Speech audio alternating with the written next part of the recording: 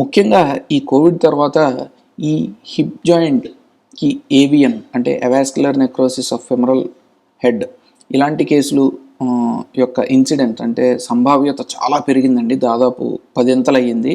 And కొంతమంది యుక్త వయసు వాళ్ళలోనే అంటే యంగర్ జనరేషన్ 30-40 ఏళ్ళ వయస్కుల్లోనే ఈ గ్రేడ్ 3 గ్రేడ్ 4 ఆర్థరైటిస్కి చాలా స్పీడ్గా వాళ్ళు వెళ్ళటం అండ్ చాలా ఇబ్బందులు పడటం అనేది కూడా చాలా ఫ్రీక్వెంట్గా చూస్తున్నామండి. సో ఇంటోటో ఏంటంటే యాజ్ ఆర్థోపెడిక్ సర్జన్ నేను నా ప్రాక్టీస్లో గమనించింది ఏంటంటే ఇదివరకు ఒక నెలకి అంటే ఒక ఆన్ అన్ యావరేజ్ ఒక 1 మంత్లో 4 హిప్ రీప్లేస్మెంట్స్ చేయాల్సిన అవసరం వస్తే ఈ రోజున ప్రెజెంట్ డేటు నేను ఏంటంటే 15 to 20 హిప్ జాయింట్ రీప్లేస్మెంట్స్ చేయాల్సిన అవసరం వస్తుంది. అండ్ ఈ నెంబర్ ఏంటంటే మోకేళ్ల మార్పిడి ఆపరేషన్లకి ఆల్మోస్ట్ క్లోజ్ అయిపోతుందండి. అంటే రెండు సిమిలర్గా ఉంటున్నాయి. సో అంత ఫ్రీక్వెంట్గా ఈ హిప్ జాయింట్ రీప్లేస్మెంట్ సర్జరీస్ అనేవి చేయటం, దాని యొక్క నంబర్స్ పెరగడం అనేది ఈ మధ్య కాలంలో గమనించాను. అండ్ ఈ హిప్ జాయింట్ రీప్లేస్మెంట్స్ ఏంటంటే జనరల్లీ మనం యంగర్ జనరేషన్లో అంటే యుక్త వయసు వాళ్ళలో చేయాల్సిన అవసరం వస్తుంది. సో వీళ్ళకి డిమాండ్స్ అనేవి కూడా చాలా ఎక్కువ ఉంటాయి. వాళ్ళ యాక్టివిటీ లెవెల్ అనేది కూడా ఎక్కువ ఉంటుంది. అండ్ వాళ్ళ ఎక్స్పెక్టేషన్స్ కూడా చాలా ఎక్కువ ఉంటాయండి. సో నేను వాళ్ళ యూట్యూబ్ వీడియోలో ఈ హిప్ జాయింట్ రీప్లేస్మెంట్ సర్జరీ యొక్క రికవరీ టైం లైన్ అంటే ఈ సర్జరీ అయిన తర్వాత మీరు ఫిజియోథెరపీ అనేది ఎలా చేయాలి, ఎలా నడవాలి, అండ్ మీరు తీసుకోవాల్సిన జాగ్రత్తలు ఏంటి, అండ్ మీరు కంప్లీట్లీ నార్మల్ అవ్వడానికి ఎంత టైం పడుతుంది, ఇలాంటి విషయాలన్నీ కూడా నేను ఇప్పుడు డిస్కస్ చేస్తాను. So let's go into the main topic అండి.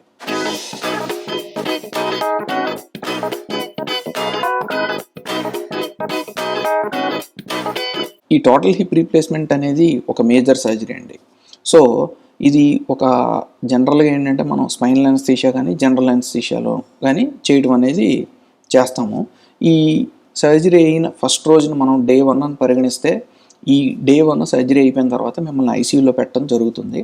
అండ్ ఐసీయూలో పెట్టిన తర్వాత ఒక 4-5 అవర్స్ తర్వాత మీ స్పైనల్ అనస్థీషియా అనేది తగ్గిపోయిన తర్వాత మీ కాళ్ళల్లో ఏంటంటే మళ్ళీ మీరు మూమెంట్స్ అనేవి గమనించడం మొదలుపెట్టాక మేమేంటంటే ఈ యాంకిల్ జాయింట్ అంటే ఈ మడమ కీళ్ళ దగ్గర ఉన్న టోసు, ఫింగర్సు, దాని తర్వాత మోకాళ్ళ దగ్గర ఉన్న క్వాడ్రిసెప్స్ మజిల్స్కి కొంచెం లైట్గా ఎక్సర్సైజెస్ అనేవి చెప్తాము. ఈ ఎక్సర్సైజెస్ అనేవి యాంకిల్ అండ్ నీ ఎక్సర్సైజెస్ అనేవి ఫస్ట్ డే ఐసీయూ నుంచి స్టార్ట్ చేయడం అనేది చాలా ఇంపార్టెంట్ అండి. ఎందుకు అని అంటే ఇలాంటి మేజర్ జాయింట్ రీప్లేస్మెంట్ సర్జరీస్ తర్వాత మీ కాళ్ళల్లో బ్లడ్ క్లాట్స్ అనేవి అంటే దీన్ని మనం సైంటిఫికల్లీ ఏంటంటే డీప్ వీన్ థ్రాంబోసిస్ ఈ డీవీటీ యొక్క రిస్క్ చాలా ఎక్కువ ఉంటుందండి. సో అది రిస్క్ తగ్గించాలి అని అంటే మీ మడమ కీళ్ళ దగ్గర తర్వాత మోకాళ్ళ దగ్గర స్లోగా మజిల్స్ని ఏంటంటే కంట్రాక్ట్ చేయడం, రిలాక్స్ చేయడం, అలాంటి చిన్న చిన్న ఎక్సర్సైజెస్ అనేవి చాలా ఇంపార్టెంట్ అండి. అంటే as early as possible within 4 to 5 అవర్సే మీరు స్టార్ట్ చేయడం అనేది చాలా ఇంపార్టెంట్. అండ్ ఇంకొక పాయింట్ మనం గుర్తుపెట్టుకోవాల్సింది ఏంటంటే ఈ హిప్ రీప్లేస్మెంట్కి పర్టికులర్గాను అంటే ఈ వేరే హిప్ జాయింట్ రీప్లేస్మెంట్స్కి డిఫరెంట్గా ఉండేది ఏంటంటే మీ రెండు కాళ్ళకి మధ్యలో గ్యాప్ అనేది పెట్టడం జరుగుతుందండి. అంటే అబ్డక్షన్ పొజిషన్లో పెడతాము, మధ్యలో ఒక అబ్డక్షన్ పిల్లో కానీ లేదంటే నార్మల్ దిండు కానీ పెట్టడం జరుగుతుంది. ఇలాగా ఈ పొజిషన్ అనేది మనం ఆల్మోస్ట్ 40 రోజుల వరకు ఉంచుకోవాలండి. అంటే 6 weeks వరకు మేము అడ్వైస్ చేస్తాం. ఎందుకు అని అంటే మీరు కనుక న్యాచురల్గా వచ్చే హిప్ జాయింట్ బాల్ కనుక తీసుకున్నారనుకోండి, ఇది ball type socket type of joint. ఈ బాల్ అనేది ఈ సాకెట్ నుంచి బయటికి రాదండి. ఎందుకంటే ఎప్పుడూ మనకి కంటిన్యూస్గా సెన్సేషన్ ఉంటుంది బ్రెయిన్లో నర్వ్స్ వల్ల ఈ బాల్ అనేది కేవలం సాకెట్లోనే ఉండాలని. కాకపోతే దీన్ని రీప్లేస్ చేసినప్పుడు ఏమవుతుంది, ఇది ఆర్టిఫిషియల్ బాల్ అనేది వేయటం జరుగుతుంది. కాకపోతే ఈ ఆర్టిఫిషియల్ బాల్కి నర్వ్స్ అనేవి ఉండవు, ఆ సెన్సేషన్ అనేది ప్రాపర్గా ఉండదు. సో ఈ సెన్సేషన్ ఆఫ్ ప్రాప్రియోసెప్షన్ అంటాము, ఇది రావడానికి సుమారు ఒక 6 weeks పడుతుంది. సో ఈ 6 weeksలో కూడా మీరేంటంటే రెండు కాళ్ళు దగ్గర చేసుకోకుండా ఇలాగ అబ్డక్షన్ పొజిషన్లో అంటే దూరంగా ఉంచమని అడ్వైస్ చేస్తాం. అలా అని చెప్పి అలాగే మీరు సుపైన్ పొజిషన్లో అంటే వెళ్ళకిలా పడుకుని అలాగే ఉండిపోవాల్సిన అవసరం లేదు. ఇటుపక్క కానీ అంటే రైట్ సైడ్ కానీ లెఫ్ట్ సైడ్ కానీ తిరిగినప్పుడు కూడా రెండు కాళ్ళ మధ్య దిండు పెట్టుకోవచ్చు. అండ్ నిలబడినప్పుడు కూడా మీరు నడుస్తున్నప్పుడు కూడా కొంచెం రెండు కాళ్ళ మధ్య డిస్టెన్స్ ఉండేటట్టు మిమ్మల్ని చూసుకోమని అడ్వైస్ చేస్తాం. సో ఫస్ట్ 4-5 అవర్స్ తర్వాత మీకు అనస్థీషియా అనేది వీన్ ఆఫ్ అయిపోతుంది. స్లోగా ఏంటంటే మీరు పెయిన్ కనుక కొంచెం పర్వాలేదు టాలరేట్ చేయగలను అని అనుకుంటే ఫస్ట్ డే ఐసీయూలోనే మిమ్మల్ని నిలబెట్టడం జరుగుతుంది. అండ్ మీరు నడవగలరు అని అనుకుంటే కనుక స్లోగా మీరు బాత్రూమ్కి కూడా వెళ్ళి మీ నేచర్ కాల్స్ని అటెండ్ అయ్యే అవకాశం ఉంటుందండి. ఈ ఫస్ట్ డే అయిపోయిన తర్వాత జనరల్లీ మిమ్మల్ని ఏంటంటే ఐసీయూలోంచి రూమ్కి షిఫ్ట్ చేసేస్తారు. అండ్ థర్డ్ డే డ్రెస్సింగ్ అనేది చేయడం జరుగుతుంది. అండ్ స్లోగా డ్రెస్సింగ్ చేసి మీది ఆ గాయానికి చెడు రక్తం పోయేందుకు ఆ డ్రైన్ అనేది పెడతాము. ఆ డ్రైన్ అనేది కూడా తీసేసి మళ్ళీ మీకు ఒకవేళ ఫోలీస్ కేథెటర్ ఏమైనా వేస్తే అంటే యూరిన్కి అది కూడా తీయటం అనేది జరుగుతుంది. సో మీకు కంప్లీట్గా మీ శరీరానికి ఉన్న పైపులు అన్నీ కూడా ట్యూబ్లు అన్నీ కూడా తీసేయడం జరుగుతుంది. అండ్ థర్డ్ డే నుంచి మీరు చక్కగా నడవటం అనేది స్టార్ట్ చేయాలి. అండ్ ఈ ఫస్ట్ 2-3 డేస్ కూడా మనం మ్యాక్సిమం ఫోకస్ చేసేది నొప్పి నివారణకి అంటే పెయిన్ రిలీఫ్ మీద ఫోకస్ చేయాలి. అండ్ జెంటిల్ ఫిజియోథెరపీ ఎక్సర్సైజెస్ చేస్తే చాలు. టూ మచ్ అగ్రెసివ్గా ఫిజియోథెరపీ స్టార్ట్ చేసేయాల్సిన అవసరం ఏమాత్రం లేదు. అండ్ ఇంకొక పాయింట్ గుర్తుపెట్టుకోవాల్సింది ఏంటంటే అండి, ఈ వాకర్ సపోర్ట్తో మిమ్మల్ని ఫిజియోథెరపిస్ట్ నడిపించినప్పుడు మీకు ఆపరేట్ చేసిన కాల్ మీద ఎంత బరువు వేయాలి అంటే వెదర్ మీరు పార్షియల్ వెయిట్ బేరింగ్ అంటే ఒక 50% బరువు వేయాలా, ఫుల్ 100% బరువు వేయచ్చా అనేది అది సర్జన్ మీద డిపెండ్ అవుతుందండి. సో అది మీ సర్జన్ అడిగి తెలుసుకోవాల్సిందే. ఎంత బరువు వేయాలి అనేది అది జనరల్లీ ఏంటంటే సర్జరీలో మనకి ఆ ఇంప్లాంట్ యొక్క ఫిట్టింగ్ బట్టి ఆధారపడి ఉంటుంది. సో అది మెయిన్లీ ఏంటంటే సర్జన్ డిసైడ్ చేస్తాడు. And third day or fourth day me pain levels అన్నీ కూడా తగ్గిన తర్వాత మీకు కొంతవరకు ఫిజియోథెరపీ అర్థమైంది అండ్ మీరు బెడ్ నుంచి బయటికి రాగలుగుతున్నారు, వాకర్ సపోర్ట్తో స్లోగా అడుగులు వేసి నడవగలుగుతున్నారు అని అనుకుంటే మిమ్మల్ని డిశ్చార్జ్ చేయడం అనేది జరుగుతుందండి. And once you go home మళ్ళీ మిమ్మల్ని ఎందుకంటే ఆ 4th డే నుంచి 14th డే 4 to 14 డేస్ అంటే ఫస్ట్ 1 to 2 వీక్స్లో మీరు మెయిన్ ఫోకస్ చేయాల్సింది ఏంటంటే నడక అనేది రావాలి అండ్ స్లోగా ఫిజియోథెరపీ ఎక్సర్సైజెస్ అనేవి చేయాలి అండ్ స్లోగా మీ పెయిన్ అనేది తగ్గుతుంది అండ్ స్లోగా మీ కాన్ఫిడెన్స్ అనేది కూడా ఇంప్రూవ్ అవుతుందండి. అండ్ ఈ ఫిజియోథెరపీలో ఒక పాయింట్ ఇంకోటి మనం గుర్తుపెట్టుకోవాల్సింది ఏంటంటే స్ట్రెయిట్ లెగ్ రేజింగ్ అనేది చేయకూడదండి. అంటే మీకు పడుకున్నప్పుడు కాలుకి ఏమాత్రం సపోర్ట్ లేకుండా కాలుని ఇలా స్ట్రెయిట్గా ఎత్తడం అనేది ఏమాత్రం చేయకూడదు. ఇలా చేస్తే కనుక మీకు లోపల ఆ ఫేమర్ బోన్లో వేసిన ఫెమరల్ స్టెమ్ ఉంటుంది కదండి, దాని మీద ఒత్తిడి అనేది బాగా పెరుగుతుంది. ఇది ఒక పాయింట్ గుర్తుపెట్టుకోవాలి, నో స్ట్రెయిట్ లెగ్ రేజింగ్ అనేది. నెక్స్ట్ వచ్చే టైం లైన్ 2 వీక్స్ అంటే 14 డేస్కి మిమ్మల్ని మళ్ళీ ఫస్ట్ ఫాలోఅప్కి పిలవటం అనేది జరుగుతుంది. మీ గాయం అనేది ఇన్స్పెక్ట్ చేసి డ్రెస్సింగ్ అనేది చేసి అంతా బాగుంటే కనుక కుట్లు అనేవి తీయడం చేస్తాము.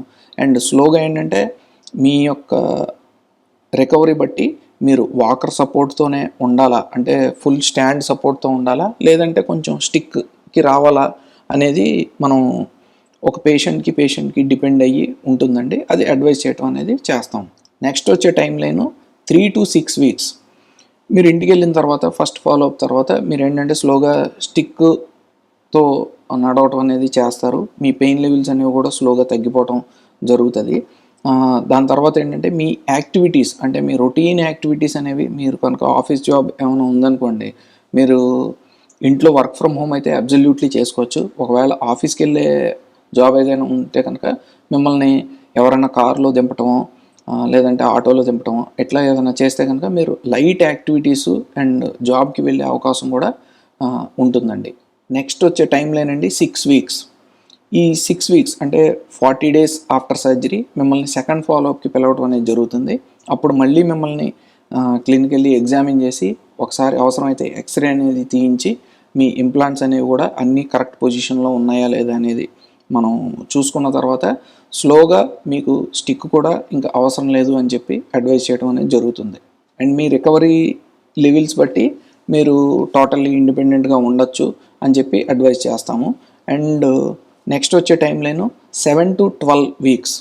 ఈ టైంలో ఏంటంటే మీరు మ్యాక్సిమం ఏంటంటే మీరు స్టిక్ కూడా ఉండదు కాబట్టి ఈ గెయిట్ ట్రైనింగ్ మీద మెయిన్ ఫోకస్ చేయాలండి. అంటే జనరల్లీ ఈ హిప్ జాయింట్ డిసీజెస్ ఉన్నవాళ్ళు ఈ ఫస్ట్ నుంచి ఏంటంటే లింపింగ్ గెయిట్ ఉంటుంది, అంటే కొంటటం అనేది బాగా ఎక్కువ ఉంటుంది.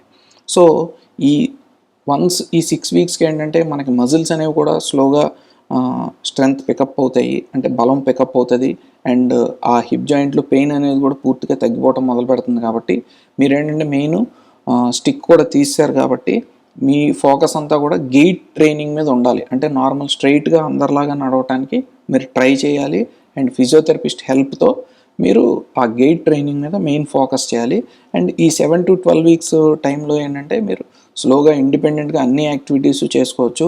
అండ్ కొంతమంది ఏంటంటే కార్ డ్రైవింగ్ కూడా మీరు రెజ్యూమ్ చేయొచ్చు అని చెప్పి మేము చెప్తాము. అండ్ ఇండిపెండెంట్గా కార్ డ్రైవింగ్ కూడా మీరు ఏమాత్రం సంకోచం లేకుండా యూ కెన్ రెజ్యూమ్ అండి.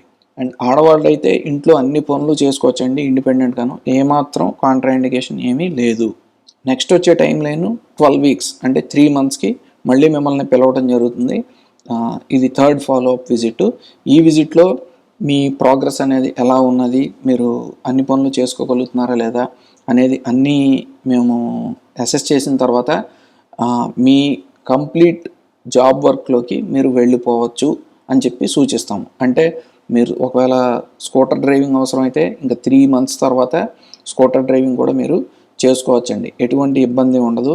మీరు ఒకవేళ కొంచెం ఫిజికల్ వర్క్ ఏదన్నా ఉంటే, అంటే మీరు ఇప్పుడు ఏదైనా ఎలక్ట్రీషియన్ అయినా లేకపోతే డ్రైవర్ అయినా లేదంటే ఇంకో మెకానిక్ అయినా ఇట్లాంటి కొంచెం లెబోరియస్ వర్క్స్ ఏమన్నా ఉన్నా సరే అవి చేసుకోవచ్చు అని చెప్పి అడ్వైజ్ చేస్తాం జరుగుతుంది. అండ్ ఇదంతా మనకి జరగటానికి మినిమం 3 months పడుతుందండి. సో ఈ ఫస్ట్ 3 months పీరియడ్ అనేది కూడా చాలా క్రూషియల్ పీరియడ్. ఈ 3 months కనుక మనం జాగ్రత్తలు వహించి డాక్టర్ అడ్వైజ్ పాటించి అండ్ ఫిజియోథెరపిస్ట్ అడ్వైజ్తో గెయిట్ ట్రైనింగ్ ఎక్సర్సైజెస్ అనేవి చేసుకుని జాగ్రత్తలు తీసుకుంటే ఈ హిప్ రీప్లేస్మెంట్ అనేది ఎక్సలెంట్ రిజల్ట్స్ అనేవి ఇవ్వడం మనం చూస్తామండి. ఈ 3 months తర్వాత నెక్స్ట్ వచ్చే టైం లైన్ అండి జనరల్లీ ఏంటంటే మనం 1 yearకి పిలవటం అనేది జరుగుతుంది. ఈ 12 monthsకి అంటే 1 yearకి మనం గమనించేది ఏంటంటే వీళ్ళకున్న పెయిన్ అనేది కంప్లీట్గా తగ్గిపోతుంది అండ్ వీళ్ళు యాక్టివిటీస్లోకి రొటీన్గా వెళ్ళిపోతారు. అండ్ మనం ఇందాక అనుకున్నట్టు వీళ్ళ యొక్క గెయిట్ అంటే నడిచే తీరు అనేది చాలా నార్మల్కి వచ్చేస్తుందండి. బట్ ఈ గెయిట్ అనేది నార్మల్ రావడానికి జనరల్లీ 1 year వరకు పడుతుందండి. ఎందుకంటే ఈ మజిల్స్ అనేవి కూడా చాలా వీక్గా ఉంటాయి, హిప్ జాయింట్ చుట్టూ ఉన్న మజిల్స్.